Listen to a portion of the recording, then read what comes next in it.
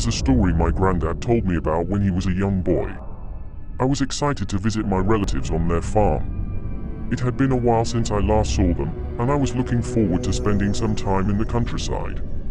But as soon as we arrived, I noticed something strange in the woods. It was a dark, moonless night, and the trees loomed over us like giants. My uncle drove us down a dirt road that led to their farmhouse. I could hear the crickets chirping and the occasional hoot of an owl, but there was something else too. A low, rumbling growl that seemed to come from deep within the woods. I shrugged it off and went to bed, but I couldn't shake the feeling that something was off. The next morning, I woke up early and decided to explore the woods.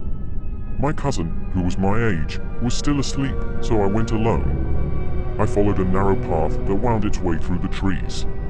The woods were thick and dark, and I had to push aside branches and bushes to make my way through. As I walked, I heard the growling again, but this time it was louder, more menacing.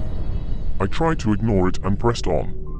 But then I saw something that made me stop in my tracks. There was a clearing up ahead, and in the center of it stood a tall, dark figure.